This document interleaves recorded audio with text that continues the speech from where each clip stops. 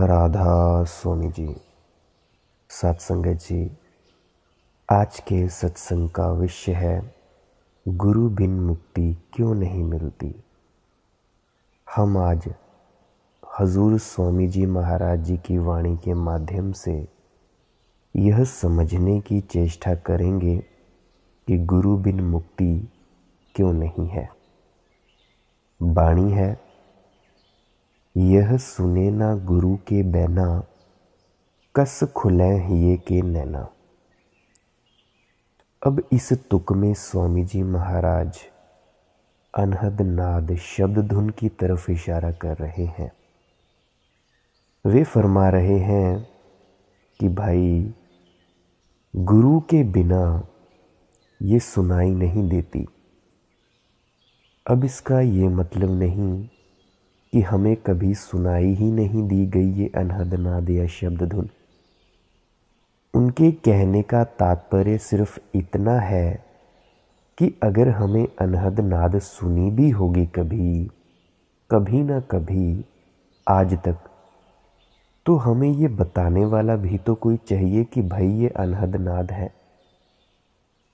हम बहुत वक्त पहले से कोई ना कोई आवाज़ सुनते आ रहे हैं। जितनी भी आवाज़ें सुनते हैं, कुछ के हमने नाम रखे हुए हैं। जैसे घंटे बजाते हैं हम, शंख, बीन वगैरह वगैरह, तो हमें इतना पता है कि ये ढोलक बज रहा है, सारंगी बज रही है, हारमोनियम बज रहा है।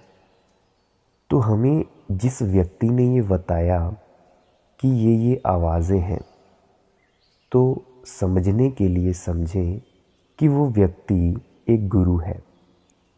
ठीक उसी तरह से आध्यात्मिक जगत की आवाज़ों को पहचानने के लिए और पहचान बताने के लिए जो भी शख्स हमें बताता है, वो हमारा गुरु है। स्वामी जी महाराज जी के समझाने का सिर्फ इतना सा ही तात्पर्य है। संतों ने कभी भी समझाने में कोई कमी नहीं रखी है, परंतु हम उनके उपदेश का असर नहीं करते। संतों महात्माओं ने जिंदगी के 50-50 साल हमें इस दुनिया के भ्रम में से निकालने के लिए बिता दिए। हमारे सामने कितने ग्रंथ समझाने के लिए रखे, परंतु किसी महात्मा ने कोई कौम मजहब नहीं बनाया। उनको हमारी मान बढ़ाई की ज़रूरत नहीं, लेकिन हम उनकी संगति नहीं करते, उनके उपदेश पर चलने की कोशिश नहीं करते। एक तो हम महात्माओं की संगति नहीं करते भी हैं तो अपनी इच्छाओं के कारण करते हैं, तृष्णाओं के कारण करते हैं। कोई भी परमात्मा की भक्ति के लिए महात्माओं की संगति और सोहबत में नहीं जाता, और इसका रिजल्ट क्या होता है? हम इसी दुनिया में बार बार आते जाते रहते हैं। हम लोकलाज के अंदर फंसे रहते हैं कि रिश्तेदार क्या कहेंगे, यार दोस्त क्या करेंगे, कि साधुओं संतों के पीछे भागता फिरता है। कभी कौम का ख्याल आ जाता है, कभी मज़हब का ख्याल आ जाता है, कभी धन दौलत का ख्याल आ जाता है, तो कभी अपनी पदवी का ख्याल आ जाता है। इस तरह हम अपने आपको संतों और महात्माओं की संगति से महरूम कर लेते हैं। स्वामी जी महाराज कहते हैं, महात्मा के समझाने में कोई कमी नहीं है, लेकिन एक तूती की नकार खाने में कौन सुनता है। एक कान में आवाज़ आती है, दूसरे कान से निकल जाती है। हिस्ट्री पढ़कर हमें शर्म आती है कि हमारे हाथों से महात्माओं को कैसे कैसे दुख पहुँचे हैं। किसी का सिर ले लिया, किसी को गर्म तवों पर बिठा दिया, किसी को सूली पर चढ़ा दिया, किसी के दांत तोड़ दिए, किसी को कुहारिया कहकर गांव से निकाल दिया, किसी को 25-25 देशों में बैन कर दिया कि ये बंदा हमारे देश में उतरना नहीं चाहिए, किसी को ज़मीनों जायदादों के पीछे झूठे मुकदमों में फंसा दिया। आप किसी महात्मा की ज़िंदगी के हालात पढ़कर देखें। किसी महात्मा को हमने कभी चैन से प्रचार करने दिया है? महात्मा का कसूर क्या था? कोई नहीं। वे हमें एक दूसरे के मोहया प्यार से छुड़ाना चाहते थे, बाहिर्मुखी साधनों में से निकालकर अंदर परमात्मा से मिलाना चाहते थे, अपने ही निज स्वरूप से मिलाना चाहते थे।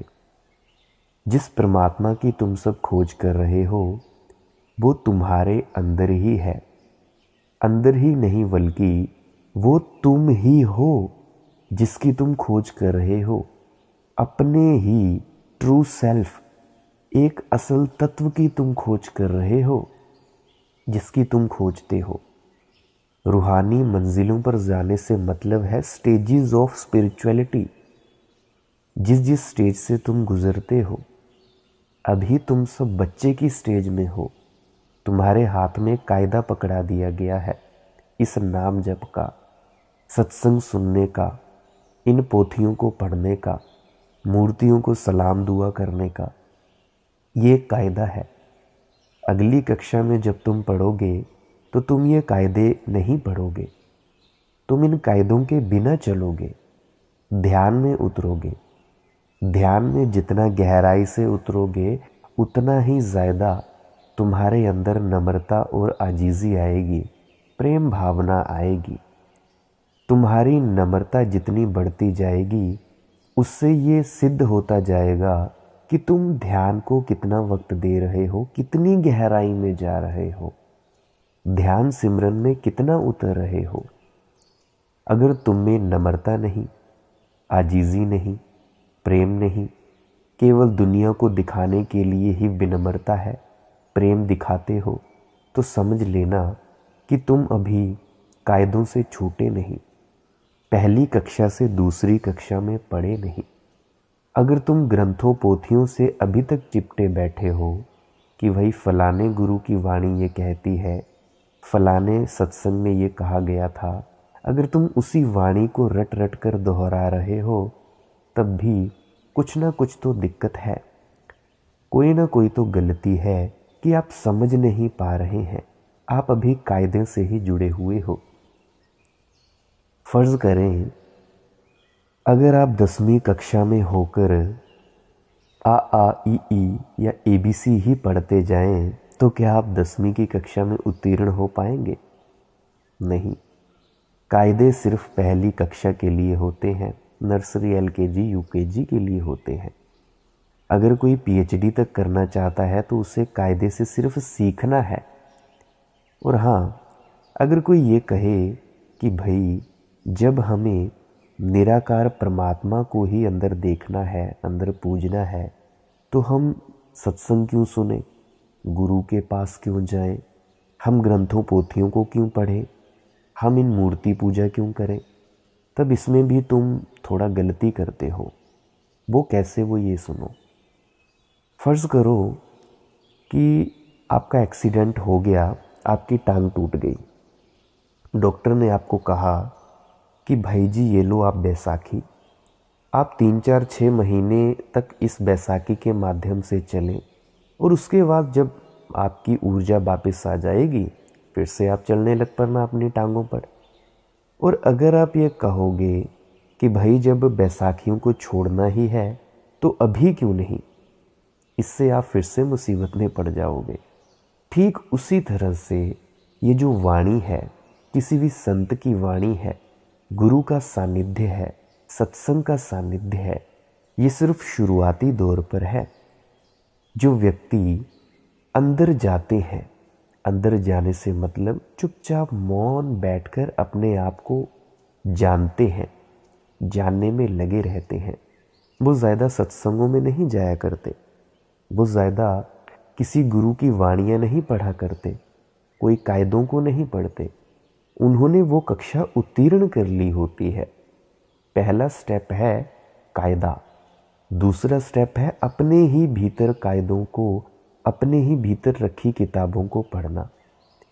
अब कई मूड होंगे जो ये कहते फिरेंगे कि भाई जब हमें पता ही है कि हमारे अंदर परमात्मा है तो हम गुरु क्यों बनाएं? तो इसका भी हल्का सा जवाब है। गुरु बनाने की ज़रूरत क्यों है? गुरु के बिना अनहद नाद शब्द धुन को पहचानना थोड़ा कठिन क्यों है?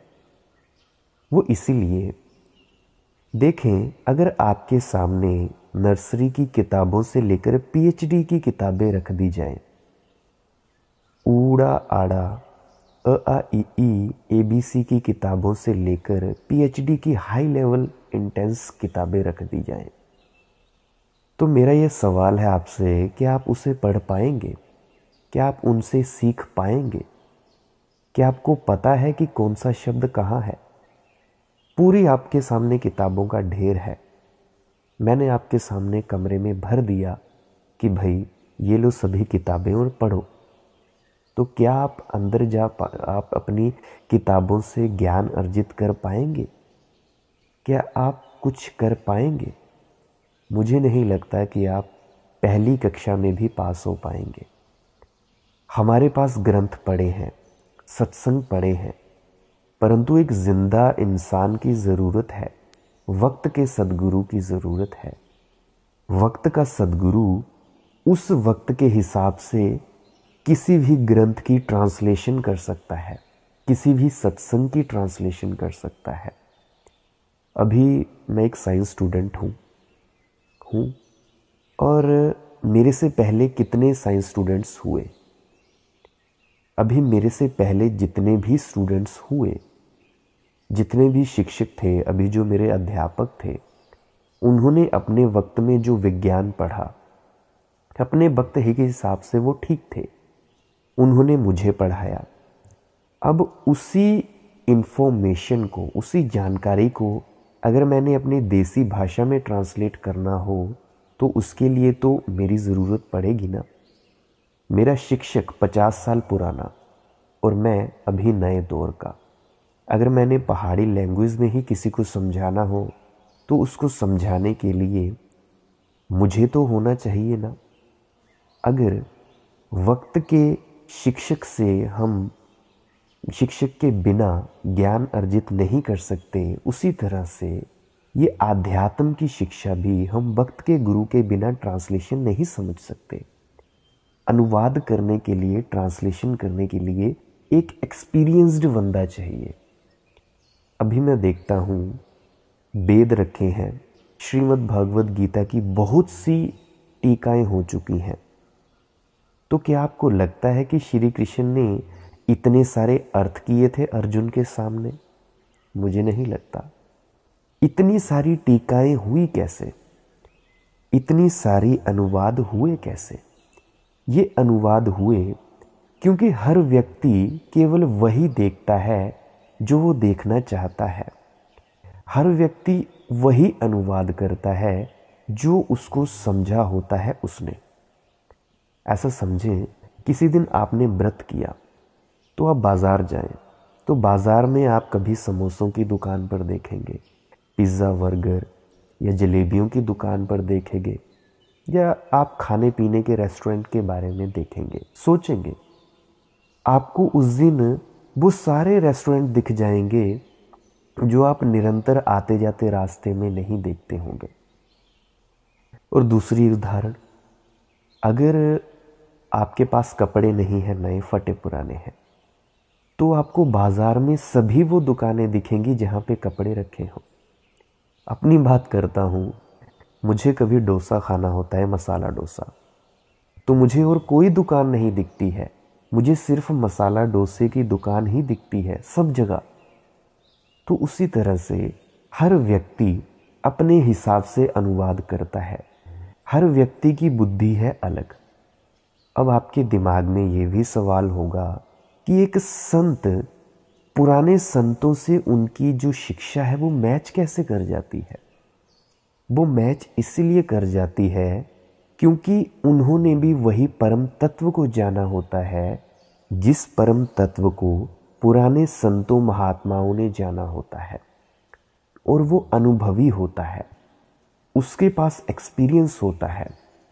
इसीलिए एक पूर्ण संत द ग्रेट मास्टर, एक सच्चा सदगुरु ही वक्त का सदगुरु, ध्यान दें वक्त का, पुराने नहीं, वक्त का सदगुरु ही किसी भी धर्म ग्रंथ की पूर्णतया सही सटीक व्याख्या कर सकता है। आम नहीं, आप और मैं नहीं, सिर्फ संत सदगुरु, क्योंकि उसी ने ही जाना होता है। अभी जैसे मैं भी बोल रहा हूँ तो इसकी क्या गारंटी है कि आप वही सुन रहे हैं जो मैं बोल रहा हूँ। आपके दिमाग में एक विचार की दीवार होगी जो मेरी पूरी तरह से शब्द आपके दिल के भीतर नहीं जाने दे रहे होंगे, आपकी दिमाग की तर्क शक्ति बीच में आ रही होगी। तो इसीलिए आप सेम वही नहीं सुन पाएंगे जो मैं कह रहा हूँ। तो इसीलिए हमें गुरु की भी ज़रूरत है, हमें हर चीज़ की ज़रूरत है, हर वो शख्स की ज़रूरत है जो हमें समझाए बुझाए। तो इसीलिए ये नहीं सोच लेना है और कि भाई जो धर्म ग्रंथ पढ़ते हैं, ग्रंथ पोथियाँ पढ़ते हैं वो मूढ़ है, या जो मूर्ति पूजा करते हैं वो मूढ़ है। हाँ, एक वक्त तक तो वो मूढ़ हो सकते हैं, एक वक्त तक, पर दूसरे वक्त तक वो मूढ़ नहीं है। वो मूढ़ तब तक नहीं है जब तक उन्हें उनमें असार नहीं जान लिया हो। ये वैसे ही है जैसे छोटे बच्चे को आम सिखाना हो, आम की बड़ी सी तस्वीर और छोटा सा आम लिख दिया जाए नीचे, क्योंकि उसके दिमाग में वो घुसती नहीं चीज़। आम भी होता है, आंवला भी होता है, क कमल भी होता है, क कलम भी होता है। और इसी तरह से जैसे मंदिर होता है, मंदिर के बीच में मूर्ति होती है। अब कोई भी नया नया व्यक्ति मंदिर के बीच में जाता है, मूर्ति को सलाम करता है। वो मूर्ति में आकार में तो परमात्मा जानता है, परंतु उस वक्त वो जो मूर्ति के आसपास जो खाली जगह है निराकार, वो उस निराकार को नहीं जानता। परमात्मा तो सब जगह है, उस मूर्ति में भी है और मूर्ति के बाहर जो खाली जगह है वहाँ भी है। परंतु जो भक्त हैं, छोटे बच्चे जैसा है शुरुआत में, उसको पकड़ाना है कुछ, जैसे आम वैसे ही मूर्ति, कि मूर्ति से उसे हल्का सा आइडिया हो जाए कि हमें परमात्मा को पूजना है। इसीलिए बड़ी सी मूर्ति, बड़ा सा मंदिर। परंतु जब वो सेकंड स्टेज पर जाता है तब वो मूर्ति गायब हो जाती है और निराकार परमात्मा में आकार को ढूंढने लगता है। मेरे ख्याल से आप इतना तो समझ पाए होंगे। तो चलिए आगे बढ़ते हैं। बिरला कोई जीव अधिकारी, गुरु वचन करे आधारी। गुरुओं के उपदेश पर चलता कौन है? स्वामी जी महाराज खुद ही जवाब देते हैं, बिरला कोई, कि लाखों करोड़ों में से एक आध जीव है जो सच्चे दिल से सच्चे मकसद को लेकर उनकी संगति और सोहबत में जाता है। आखिर वे जीव कौन से जीव हैं? वे ऐसे भाग्यशाली जीव हैं जो मालिक की तरफ से अधिकारी बनकर आए हैं। हम कब अधिकारी बनते हैं? जब मालिक खुद धुर से हमारे मस्तक में लिख देता है। यहाँ किसी की चतुराई, किसी की अक्ल काम में नहीं आती। शब्दों को पकड़ने की कोशिश मत करना, शब्दों के पीछे मर्म को समझने की कोशिश करना। जिसनो दे सोई जन पावै, होर किया को करे चतुराई। गुरु अमरदास जी कहते हैं कि जिसे वह देना चाहता है वही उनके पास जाकर लेता है। आपने लिखा है, हर साचे पावै सा पूजा होवै, कि भाई जब परमात्मा को भाएगा, उसको भाएगा, परमात्मा को मंजूर होगा, तब तू परमात्मा की भक्ति कर सकेगा। परंतु हम दुनिया के जीव अंधे हैं, हम परमात्मा को जानते नहीं, परंतु वह परमात्मा आँखों वाला है। अंधे की क्या ताकत है कि आँखों वाले को पकड़ सके? जब तक आंखों वाला ही आवाज देकर उसे नजदीक नहीं बुलाता, तब तक अंधा आंखों वाले के पास जा कैसे सकता है। हम तो इस माया के जाल में फंसकर, बेटे बेटियों के प्यार में फंसकर, कौमों, मजहबों और मुल्कों के झगड़ों में फंसकर अति अंधे हो चुके हैं, अति बहरे हो चुके हैं। वह परमात्मा ही हम पर दया करे, मेहर करे और बख्शिश करे, तो कहीं जन्म जन्मांतर के सोए हुए जागते हैं और सच्चे दिल से मालिक की खोज, मालिक की भक्ति और प्यार में लगते हैं। इसीलिए स्वामी जी महाराज कहते हैं कि जिन अधिकारी जीवों के मस्तक में परमात्मा धुर से लिख देता है, वही गुरुमुखों की संगति में आकर मालिक की भक्ति, मालिक के प्यार में लगते हैं। अब एक और चीज़, यह माया क्या है, मोह क्या है, प्रेम क्या है। अभी माया को आप समझते होंगे कि ये दुनिया में जितनी चीज़ें बनाई हैं ये माया है। नहीं, ये माया नहीं है। माया वह है जो आपके दिमाग में विचार है। आपके सामने रखा है कुछ और आपका दिमाग बना देता है कुछ। आपके दिमाग के विचार, इमेजिनेशन बना देता है कुछ। आपके सामने रखा हो गिलास, मान लें मैंने आपके सामने पानी से भरा गिलास रख दिया स्टील का। आप दूर से देख रहे हैं उसे, आपने पानी देखा नहीं, तो आप दूर से 1, 2, 4 या 10 फीट से दूर से देख रहे हैं। 10 फीट से दूर से देख रहे हैं जब आप स्टील के गिलास को, तो आप अपने दिमाग में सोचेंगे कि इस गिलास में क्या हो सकता है। क्या पता चाय हो, क्या पता जूस हो, क्या पता उसमें पानी हो। तो ये आपके दिमाग में भ्रम बना रहता है। ये है माया। ये विचारों के जो खेल हैं, ये माया है। इन्हीं विचारों के कारण आप कभी सुखी होते हैं, आप कभी दुखी होते हैं। आपको मैं ये नहीं कहता कि आपको अगर कांटा चुभा या आपको छुरी से हाथ कट गया तो आपको दर्द नहीं होगा। दर्द होता है पर दुख नहीं होगा। संत कभी भी दुखी नहीं होता। संत को दर्द ज़रूर होता है क्योंकि वो इस शरीर में है। शरीर दर्द महसूस करता है परंतु दुख नहीं। मैं उदाहरण दे रहा था गिलास की। दूर से आप देख रहे हैं गिलास को, सोच रहे हैं कि ये है क्या, परंतु जब उसे पास में जाएंगे, पिएंगे उस पानी को, तब आप ये जान पाएंगे कि भाई ये पानी है। इस तरह से सत्य को सत्य की तरह ही देख लेना असली एनलाइटनमेंट है, असली सचखंड पहुंच जाना है। मैं फिर से कह रहा हूँ, शब्दों पर मत जाना। मेरे शब्दों के पीछे उस मर्म को समझने की कोशिश करा, कहे गए शब्दों के पीछे।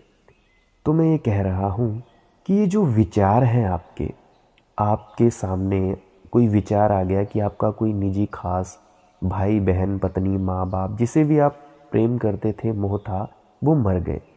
फ़र्ज़ करें अभी आपके सामने विचार आया, तो अब क्या होगा, वह विचार आपको दुखी कर देगा। और दूसरी तरफ एक विचार आया कि आपकी शादी हो गई या आपको कोई लॉटरी निकल गई, आपको कोई पसंदीदा चीज़ चाहिए थी वो मिल गई, अलमारी चाहिए थी, लैपटॉप, मोबाइल या कोई भी चीज़ हो। तो अभी अगर आप उस चीज़ के बारे में सोचेंगे, जैसे अभी सत्संग सुन रहे हैं ये, अभी आप अगर उस चीज़ के बारे में फ़र्ज़ करेंगे तो आपको खुशी जैसी महसूस होगी। तो ये जो खुशी और गम है, दुख और सुख है, एक ही सिक्के के दो पहलू हैं। एक ही सिक्के के विचारों के, या कह सकते हैं एक दुखी विचार है, एक सुखी विचार है। वेदों की भाषा में यह माया है। जब तक आप इन विचारों में उलझे रहेंगे, अच्छे और बुरे विचारों में, तब तक आप सत्य को नहीं देख पाएंगे, चीज़ों को वैसा ही नहीं देख पाएंगे जैसी वो हैं। अभी जब तक आपको विचारों के परे होना नहीं आप जानेंगे, विचारों के परे होने से मतलब मन से परे होना, मन से और आत्मा ये दूरी बना लेना। अब ये दूरी बनती कैसे है? ये दूरी बनती है मौन में जाकर, चुपचाप बैठकर। ये जो नामदान है ये तो एक बहाना है, असली मकसद तो आपको चुपचाप बैठाना है। मौजूदा सदगुरु को भी आपने सुना होगा कहते हुए बहुत से सवाल जवाबों में कि भाई तुम बैठो, तुम बैठते क्यों नहीं? तुम बैठो, बैठ के अपने आप को स्मरण करो, चुप हो जाओ, शांत हो जाओ, मौन हो जाओ 2.5 घंटे के लिए। इससे आपके मन में और आप में दूरी बनती है। अब कई लोग सोचते होंगे कि भाई मैं अच्छा अच्छा ही सोचूंगा या अच्छा अच्छा ही सोचूंगी, बुरा बुरा नहीं सोचूंगी, जिससे मुझे दुख फील ना हो, सुख फील हो। अब देखो, अगर सुख आया तो उसके साथ दुख भी आता है। जान लेना, जब सुख आएगा तुम्हारी ज़िंदगी में तो दुख भी पीछे पीछे चलता ही होगा। अगर दुख आया तुम्हारी ज़िंदगी में तो ये जान लेना कि सुख भी पीछे पीछे चलता ही होगा। ये विचारों का खेल है, आपके दिमाग के सामने आती हुई आती जाती तस्वीरों का खेल है। अगर दुख छोड़ना है तो सुख को भी छोड़ना ही होगा। छोड़ने से मतलब विचार छूटेंगे, विचारों का त्याग। सुख सिक्के का हेड है, दुख सिक्के का टेल है, या वाइस वर्सा, किसी को भी आप सोच सकते हैं। तो ये जो सुख और दुख हैं, कभी सुख का पलड़ा भारी, कभी दुख का पलड़ा भारी। इसीलिए तो हम भजन सिमरन करते हैं, चुपचाप बैठते हैं। संतों का मकसद है आपको बिठाना। सत्संग का भी यही मकसद है कि आप भाई आधा घंटा तो चुपचाप बैठें। संसार की जो आप चिंताएं हैं उनको छोड़कर तो बैठें। सत्संग में आपको नींद क्यों आती है? नींद इसीलिए आती है क्योंकि आपके विचार हो जाते हैं बंद। कोई भी संत है, सदगुरु है, जब वो बोलता है तो उसकी वाणी में इतनी मधुरता होती है, इतना उस डिवाइन शराब का नशा होता है कि आपके कानों में जैसे ही पड़ती है आपका मन शून्य हो जाता है, शांत हो जाता है। तो मन जैसे ही शून्य शांत हुआ, आप सो गए। तो जब सो गए आपको शांति मिली, तो इसीलिए आप सो जाते हैं। अभी कई कहते हैं कि भाई काल का बड़ा पहरा होता है, ये होता है, फलाना ठिकाना होता है। अरे भाई, ये सिर्फ सिखाने के लिए था। काल बोलते हैं वक्त को, वक्त, टाइम। इसको कोई मनुष्य मत बना देना, और इसके पीछे जो भी धारणाएं हैं उनसे जुड़ मत जाना। ये एक समझाने के लिए शब्द प्रयोग किया गया है, काल। काल से परे जाने का मतलब टाइम से परे जाना, टाइम एंड स्पेस से परे जाना, कि इस वक्त में जो आप जन्मते मरते हो इससे ऊपर उठ जाना। अभी कई संतों ने इसे काल भगवान कहा है। बहुत से संत अलग अलग तरह से समझाते हैं, व्याख्या अलग अलग तरह से करते हैं, परंतु अर्थ एक है। तो उसी तरह से जब हम संत की वाणी सुनते हैं तो हमारे विचार रुक से जाते हैं। विचार रुके, आप सो गए। रात को भी आप देखो, जब जब आपके विचार निरंतर चलते हैं आपको नींद नहीं आती है। किसी को पैसे की चिंता होती है, किसी का कर्ज देना है, लेना है, तब भी आप जब निरंतर सोचते हैं तब आपको नींद नहीं आती है। इसीलिए तो शराब पी जाती है कि कुछ देर के लिए उन विचारों से छुटकारा पाया जा सके, भुला दिया जाए उस विचार को। जैसे ही वो विचार भूलेंगे नींद आ जाती है। ये शराब तो एक टेम्परेरी सॉल्यूशन है। मैं नहीं कहता कि तुम शराब छोड़ो, मैं कहता हूँ कि तुम भजन सिमरन पकड़ो, ध्यान पकड़ो। अगर झूठ बोल के भी नामदान ले लिया है तो कोई दिक्कत नहीं है, कोई चिंता नहीं है। तुम ध्यान करो, क्योंकि जब ध्यान में तुम मदहोश होगे, उस परमात्मा की शराब को पियोगे, तो ये तुच्छ सी नशे, तुच्छ से शराब तो बीड़ी सिगरेट छूट ही जाएंगे। मैं कहता हूँ कि तुम ध्यान करो, ध्यान में उतरो, तभी तुम्हारे नशे भी छूटेंगे। हर चीज़ में तुम्हें मज़ा आएगा, विचारों से मुक्ति मिलेगी। गुरु के सत्संग में बैठो, किसी गुरु के पास जाओ, अगर बना लिया है तो उसके सत्संग में बैठने की कृपा करो, और सिर्फ बैठो और ध्यान में बैठो। और अगर आपको ध्यान में कोई दिक्कत परेशानी होती है, विचार आते जाते रहते हैं, तो एक आसान सी टेक्निक है जो 4 नवंबर 2022 के सत्संग में बताई गई है लाइव वीडियो में। आप इसी चैनल पर जाकर देखें 4 नवंबर 2022 का सत्संग, तो उसमें जाकर आप पूरी वीडियो देखना और समझ जाओगे कि क्या करना है। जिन्होंने नामदान लिया है वो भी कर सकते हैं, जिन्होंने नहीं लिया है वो भी कर सकते हैं, दोनों तरह से कर सकते हैं। तो साथ संगत जी, आज का सत्संग यहीं समाप्त हो जाता है, क्योंकि टाइम बहुत हो जाता है और आप सुनते नहीं हो। मैं देखता हूँ कि बहुत से लोग सत्संग के 5-6 मिनट के बाद ही छोड़ जाते हैं, तो इसीलिए सत्संग छोटा करना पड़ता है, क्योंकि आप सुनते नहीं हो।